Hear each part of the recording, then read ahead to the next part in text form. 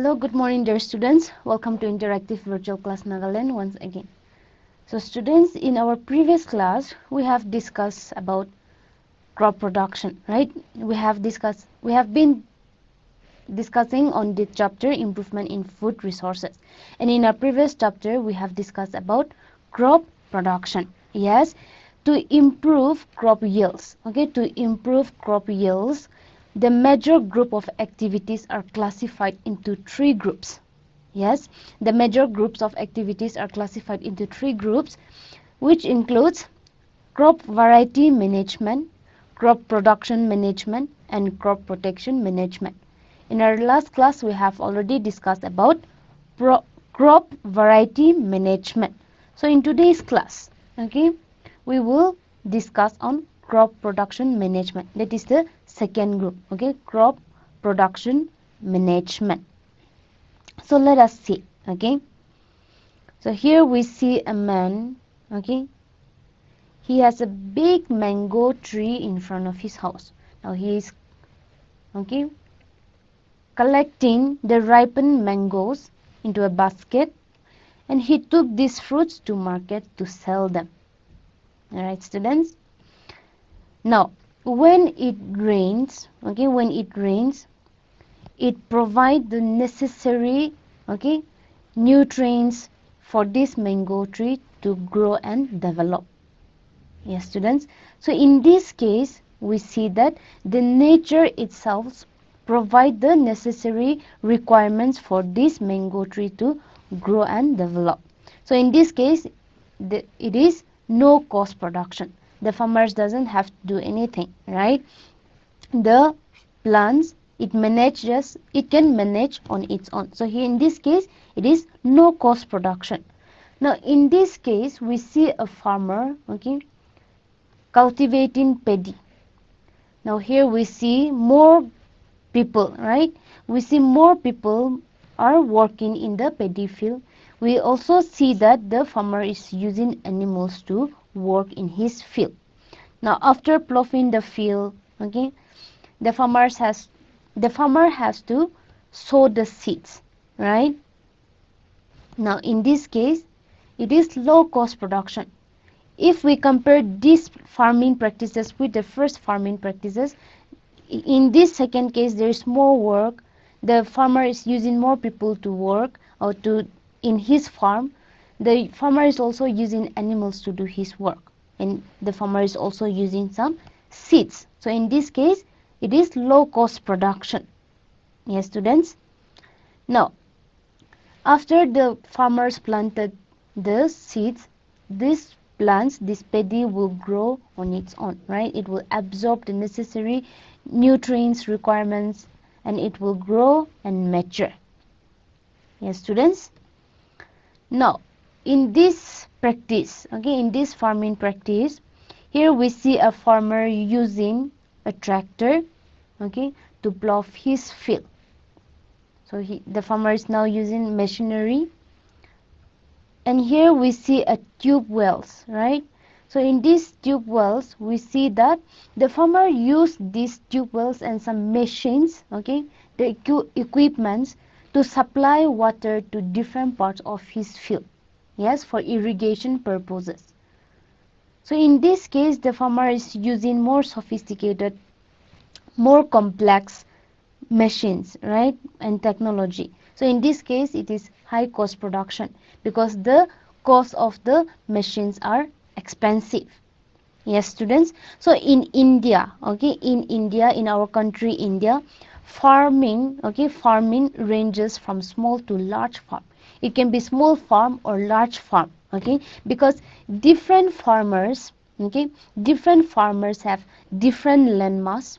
Their financial condition is also different, and the accessibility, okay, to technology is also different.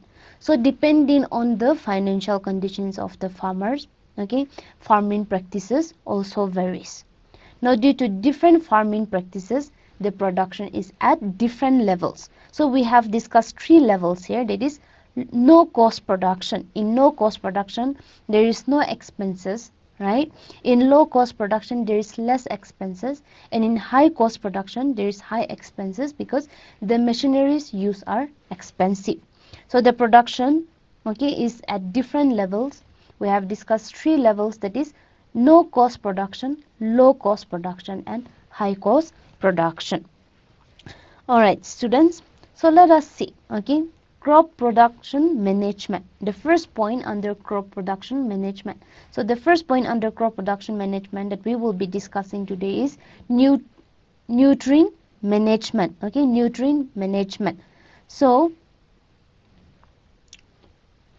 just like we human need food for growth and development, plants also require food for growth, for development, and for their well-being. Okay, and these, okay, nutrients that are required by plants are supplied by water, okay, by water, by air, okay, and by the soil. The nutrients required by the plants are supplied by water, air, and soil. So here we see different nutrients, right? Like nitrogen, magnesium, calcium, copper. Then we have phosphorus, potassium, sulfur, iron, and so on. So just like we require food, plants also require food for growth and development. So there are 16 essential nutrients for plants. Okay, there are 16 essential nutrients for plants. Let us see. So the first source is air. So the nutrients supplied by air to plants are carbon and oxygen. The nutrients supplied by water are hydrogen and oxygen. And the nutrients supplied by soil includes nitrogen, phosphorus, potassium, calcium, magnesium, sulfur, iron, manganese, boron, zinc, copper, molybdenum, and chlorine. Okay, so these are the 16 essential nutrients for plants. Now, out of these nutrients supplied by soil to the plants, okay, some nutrients, okay, are required in large amount. So these are the nutrients which are required in large amounts. So these are known as macronutrients, okay, and some nutrients are required in small amount. So these are known as micronutrients. So the one required in large amounts are known as macronutrients, and the one required in less amount are known as micronutrients. Is that clear to you, students? All right. So crops depend on nutrients for their healthy growth, development, and also to produce good yield. All right. So here we see cornfield. Yes, we see that they are growing very healthy. Yes, students. Now after some time, it is ready to harvest.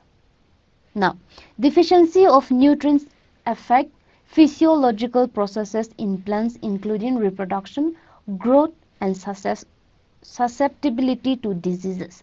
So if sufficient nutrients is not provided to plants, okay, it will affect their physiological processes. It will affect their reproduction, it will affect their growth, and it will make the plants more prone to diseases. Okay, so nutrients are very important for plants.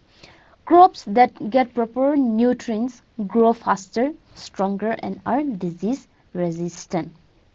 Now, we have seen that nutrients are very important for plants. For their growth, for their development, for reproduction, to produce good yield, for their well-being. Okay, so nutrients are very important for plants. Now these nutrients, okay, to increase the yield, the soil can be enriched by supplying these nutrients in the form of manure and fertilizer. So to make sure that the plants are receiving sufficient nutrients for the growth and development, or to increase their yield, we can supply nutrients to the plants by enriching the soil, okay, with the nutrients in the form of manure and fertilizers, which will be absorbed by plants. All right. So here we have animal waste and plant waste. Yes. So manure. So what is manure? Okay, manure, it contains, okay, a large amount of organic matter such as animal waste and plant waste. Okay, and this manure is prepared by decomposition of animal waste and plant waste. So manure helps in enriching soil with nutrients and organic matter, thus increases the soil fertility. The manure, it also helps in improving the soil structure. It increases the water holding capacity in sandy soils, and in clayey soil the large quantities of organic matter help in drainage and in avoiding water lodging. Okay, so these are some of the uses and importance of use of manure. Now, based on the kind of biological materials used, there are two types of manure. Okay, the first is compost and vermicompost, and the second is green manure. Okay, so there are two types of manure based on the kind of biological materials used. So the first one, compost. Let us see. So what are compost? Here we see a group of students. Okay, they are collecting animal waste and plant waste in a box, right? Now when this animal waste and plant waste decompose, they form this compost, and this process is known as decomposition. Okay, so here compost is rich in organic matter and nutrients, and it consists of waste material like livestock excreta like cow dung, etc., vegetable waste, animal refuse, domestic waste, sewage waste, straw, eradicated weeds, etc. Okay, so compost is rich in organic matter and nutrients. It consists of waste materials like this. These waste materials are decomposed to form compost. Okay, these waste materials are decomposed to form the compost, and the process is known as composting. Alright students, we have the first question for today. Please get your rough devices ready. The question is, among the following, which is not a macronutrient? Okay, I'm giving you 15 seconds to respond to this question. Your time starts now. So among the following, which is not a macronutrient? Nitrogen, copper, sulfur, phosphorus. Yes, students? So which of the following is not a macronutrient? So we know that nitrogen is macronutrient, sulfur is also macronutrient, copper is also macronutrient. So out of this, phosphorus is micro. So the correct answer for this question is nitrogen, sulfur and phosphorus are macronutrient. Okay, copper is a micronutrient. So the correct answer for this question is option B, that is copper. Okay, among the following, copper is not a macronutrient. All right, students, let us proceed. Now, next we have is vermicompost. So what is vermicompost? Compost is also prepared by using earthworms to hasten the process of decomposing of plants and animals refuse. This is called vermicompost. So when we use earthworms, okay, to speed up the process of decomposition, okay, of plants and animals refuse or plants and animals waste, it is known as vermicomposting, and the material is known as vermicompost. The next type of manure we have is green manure. So what is green manure? So prior to sowing the crop seeds, okay, or before sowing the crop seeds, some plants like sunham or gourd are grown and then mulched by ploughing them into the soil. Okay, so there are plants like sunham and gourd which are grown, okay, and then buried underneath the soil by ploughing the soil before sowing the seeds, okay, before sowing the crop seeds. So these are known as green manure, and this green manure helps in enriching the soil in nitrogen and phosphorus. Remember these two, okay? Green manure helps in enriching the soil with nutrients like nitrogen and phosphorus. Alright students, let us see some of the advantages of using manure. So in using manure, we use biological waste material, which is advantageous in protecting our environment from excessive use of fertilizers. So we use manure, okay, when we use manure, we are making use of the biological waste. Yes, so we are also cleaning up the environment in some ways. So that is one advantage of using manure. Using biological waste is also a way of recycling farm waste. So this is second advantage. When we use biological waste material, we are recycling the farm waste. Yes, students. So these are some of the advantages of using manure. Alright, students, we have another question. Please get your rough devices ready. The question is, green manure helps in enriching the soil in, okay, we have four options. I'll give you 15 seconds, okay, to respond to this question. Your time starts now. The first point is carbon and oxygen. Second is hydrogen and oxygen. C is nitrogen and phosphorus, and D is iron and boron. So which of the following option is the correct answer? Yes, students, you remember it correctly. Yes, the correct answer for this question is option C, that is nitrogen and phosphorus. Okay, green manure helps in enriching the soil. Okay, enriching the soil in nitrogen and phosphorus. Now, here we see two farmers. Okay, again they are conversing with one another. One of the farmer asks these other farmers who look sad. Okay, one of the farmer asks, "Why are you sad? Okay, why are you looking sad?" Then the farmer replied, "Even though I use good quality seeds, I didn't get a good yield. What should I do?" Okay, so in our previous class we have discussed about crop variety management, right? So this farmer chose, okay, good quality seeds and planted it in his field. But there is no good yield. So here this farmer is disappointed. He is sad. So he's asking his other friend, okay, what he should do.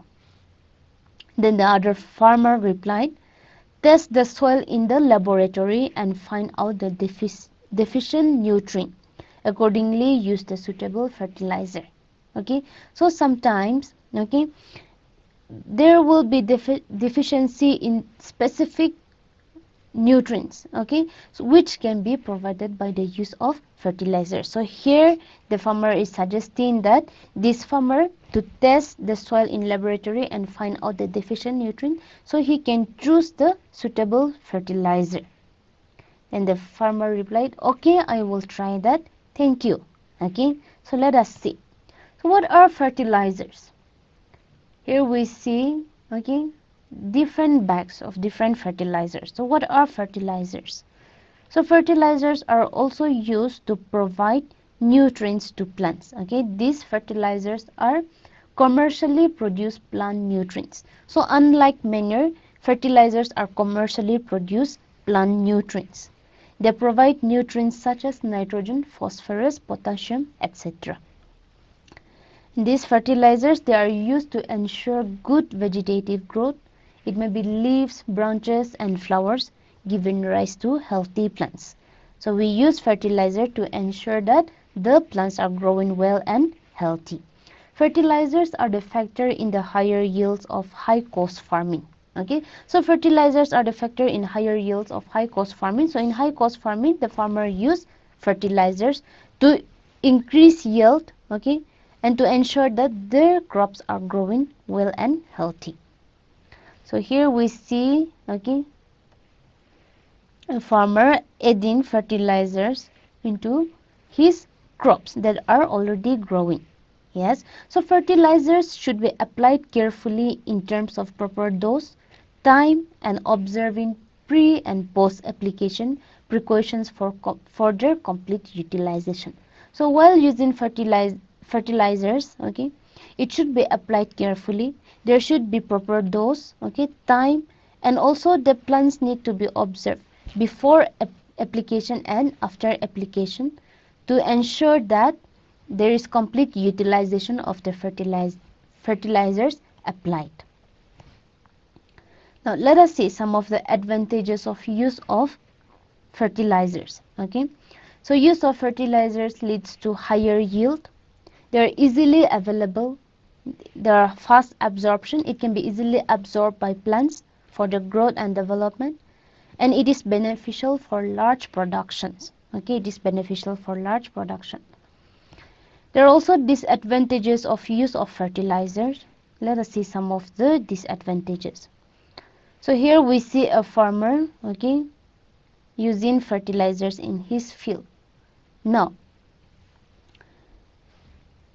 due to rainfall, okay, due to heavy rain and excessive irrigation, some of the fertilizers which were used by the farmers in the field remain unabsorbed by the plants, are not absorbed completely by the plants. So these fertilizers which are not absorbed by the plants are washed away by rains or excessive irrigation, and it wash these fertilizers which contain chemicals to water bodies, different water bodies like river, pond, okay, and cause water pollution. So the first disadvantage of use of fertilizers is that it causes water pollution. Then the second disadvantage is continuous use of fertilizer. Okay, continuous use of fertilizer also may lead to loss of soil fertility. Why? Because when we use fertilizer, okay, the organic matter present in the soil may not be replenished, and the microorganisms present in the soil may also be harmed, okay, because of the continuous use of fertilizers. So continuous use of fertilizers may lead to land degradation, and it will lead to loss of soil fertility.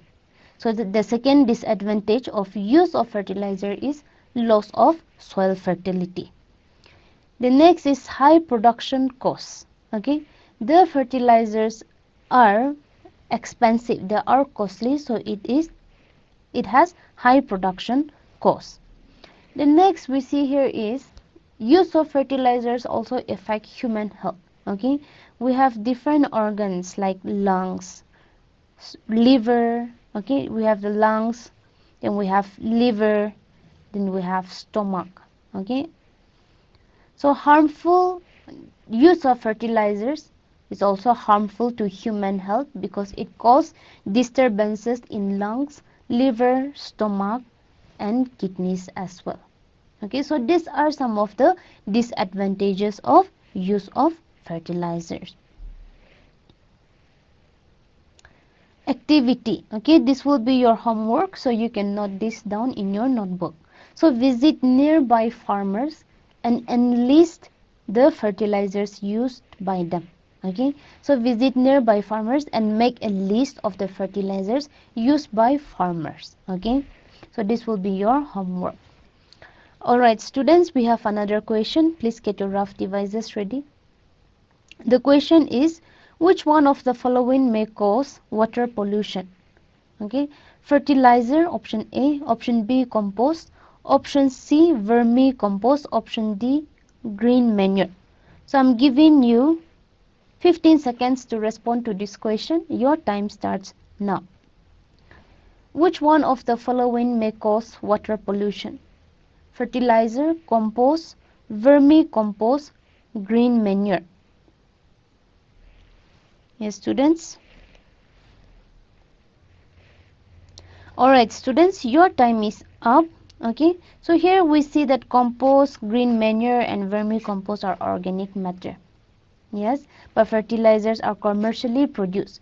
So fertilizer will cause water pollution. So the correct answer for this question is option A, that is fertilizer.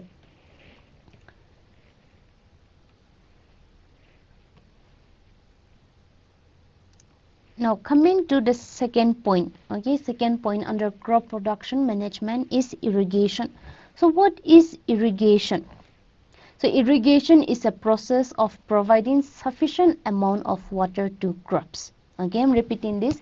Irrigation is a process of providing sufficient amount of water to crops. Now again in India, okay, we have a wide variety of water resources, and also different regions have different climate.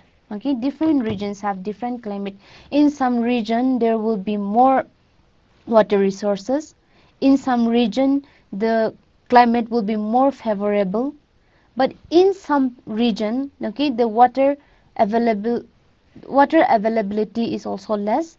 The climates are also not favorable. Okay, so depending on this different water availability, okay, different kinds of irrigation systems are used to provide sufficient amount of water to crops. So let us see, okay, the different system of irrigation. The first is canals. So what are canals, or what is canal? So as we can see here, this is a canal. Okay, canal is usually an elaborate and extensive irrigation system. In this system, canals receive water from one or more reservoirs or from rivers. Okay, and then the main canal is divided into branch canals having further distributaries to irrigate fields. So this is the canal which receives water from reservoirs or from rivers, and this main canal will again, okay, will be divided into branch which will provide water to irrigate the fields. The next type of irrigation system is wells. Okay, so wells are of two types. The first is duck wells and the second is tube wells. So here we see picture of duck wells. Yes, students. So in this case, the water from the duck wells are, okay, pumped out and supplied to different area of the fields. So in a duck well, water is collected from water bearing strata. Okay, in a duck well, water is collected from water bearing strata. The next type of wells we have is tube wells. So this is a tube well. Okay, the water from the tube well are pumped out using a machine. Okay, it may be motor, and then it is fixed to pipe which supply water to different parts of the field, as we can see here. Yes, students. So tube wells can tap water from the deeper strata, right? Now from these wells, okay, both duck wells and tube wells, water is lifted by pumps for irrigation. So water, when we duck the well and the water are available in the wells, the water are lifted by pumps and supplied to different parts of the field for irrigation. The next type of irrigation system is river lift system. Okay, so in areas, okay, where canal flow is insufficient or where there is irregular, okay, where the canal supply of water from canal is irregular due to low adequate, okay, reservoir, or where there is no sufficient water to irrigate the fields. Okay, in areas where there is no sufficient to irrigate the fields, using canals, river lift system is used. So what is river lift system? So here we see this picture. Okay, in river lift system, water is directly drawn from the rivers for supplementing irrigation in areas close to rivers. Okay, so water is directly drawn from rivers. It is stored in a storage and it is supplied to the field for irrigation purposes, and this river lift system is usually used in areas close to rivers. The next type of irrigation system we have here is tanks. So what are tanks? So here we see a tank in which water are stored. Yes, students.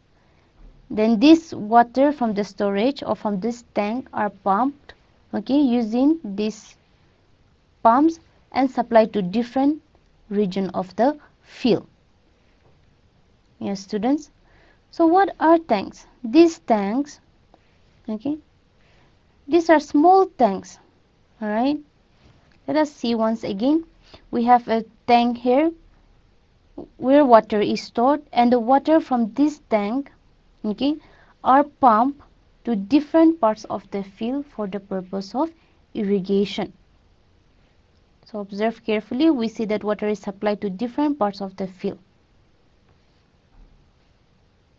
So these are small storage reservoirs that intercept and store the runoff of smaller catchment areas. Okay. So irrigation, we have seen different system of irrigation, right? Different irrigation systems, canals, wells, river lift system, and tanks. So these are the different irrigation system which the farmers use, or which we can use for irrigation purposes. Activity. Okay, there is another activity for you. Discuss the steps to be taken for the availability of water for agricultural purposes. Okay, so you can discuss with your friends, okay, in your class, the steps to be taken for the availability of water for agricultural purposes. So this will be your homework. Alright students, we have another question. Please get your rough devices ready. The question is, supply of water to crops at different intervals is called option A, irrigation, option B, harvesting, option C, sowing, and option D, none of this. So I'm giving you 15 seconds to respond to this question. Your time starts now. Supply of water to crops at different intervals is called irrigation, harvesting, sowing, none of this.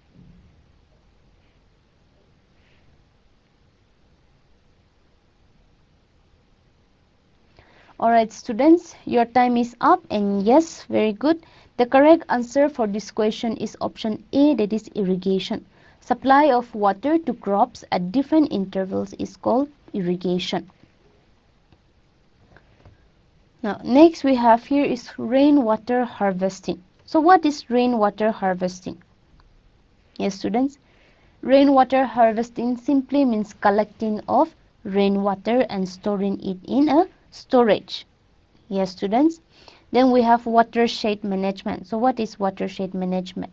So here we see this watershed, right? So structure like this are built, okay, to collect water, okay, maybe during rainy season. So here we see that waters are collected in this watershed. Now this water collected in the watershed are slowly drained, okay, slowly drained, so that they can provide, okay, water to increase the level of groundwater. All right, so here we have watershed which collects rainwater, okay, or other water from other sources. So rainwater harvesting and watershed management, this increases the water availability for agriculture. All right, do you know, again, do you know students, listen carefully. Construction of water reservoir increases the groundwater level. This prevents the wastage of rainwater and soil erosion. Okay, so when we construct water reservoir, it will collect the rainwater. It will slowly drain the water to the ground, right? So this prevent, okay, or this increase the groundwater level and prevents the wastage of rainwater and soil erosion. Now if we don't construct water reservoir during rainy seasons, the water will flow off, right? It will flow off. But when we construct water reservoir, we can store the water there, which will increase the groundwater level. Another one, again, another interesting thing is that without using irrigation, only relying on rain, certain crop breeds have been developed that can tolerate adverse situations such as drought. So even without irrigation, there are some crops, okay, which can tolerate adverse situations depending only on rain. Okay, so examples are corn. Okay, here we see a corn field.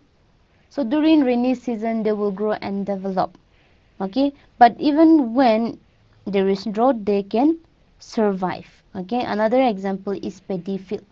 Now you must have seen this, or you must have experienced this firsthand. When we cultivate paddy, we plant the paddy during rainy season. right? But after some months, even when the paddy field is dry, the paddies, they continue to grow and develop and mature. Yes, students, so these are some of the examples. Okay, so corn and paddy are some of the crop breeds which can tolerate adverse situations. Alright students, we have another question. Please get your rough devices ready. The question is, what is the primary purpose of rainwater harvesting? So I'm giving you 30 seconds to respond to this question. Your time starts now. What is the primary purpose of rainwater harvesting? Option A is to reduce water pollution. Option B is to increase soil erosion. Option C, to increase the groundwater levels. And option D, to conserve the rainwater for future use. Yes, students?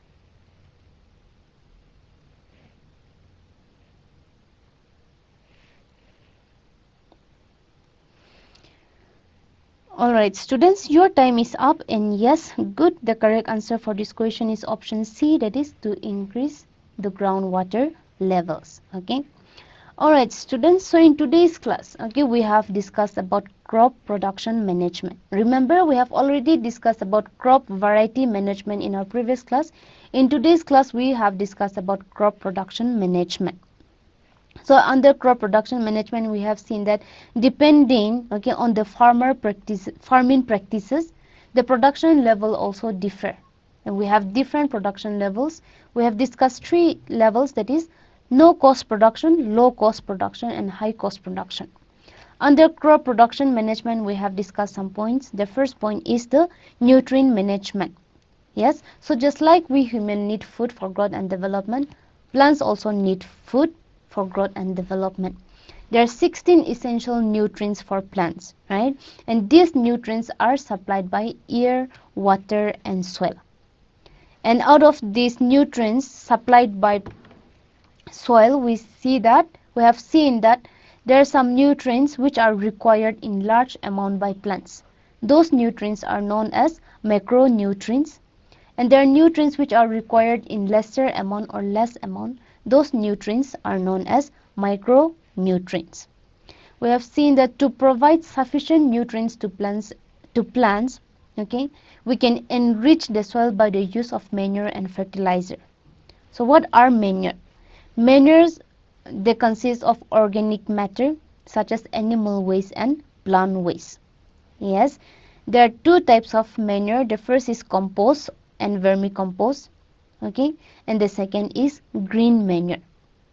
We have also discussed about the advantages of manure.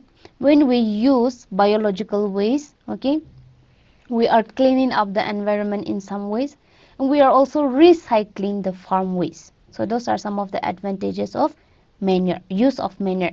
Then fertilizers. What are fertilizers? Fertilizers are commercially produced plant nutrients. They contain chemicals. Okay. We have also discussed about the advantages and disadvantages of use of fertilizers. Yes, students, I hope you can recall. Then we have discussed about irrigation. Supplying sufficient amount of water to crops is known as irrigation. We have also discussed about the different kinds of irrigation system. Some of them are canals, tanks, wells. Yes, students. And we have also discussed about rainwater harvesting and watershed management briefly. These methods like rainwater harvesting and watershed management, they also help in providing water, okay, to the crops because they increase the groundwater level, and they also prevent the loss of rainwater and also prevent soil erosion. So these are some of the things that we have discussed today. I hope you are clear with what we have discussed today. Yes, students, in our next class we will discuss on crop protection management.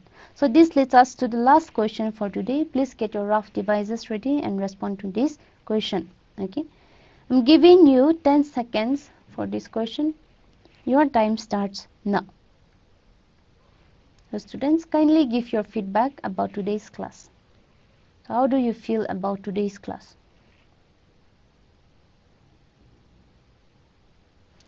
Alright students, your time is up. Thank you so much for your response, and thank you for joining today's class.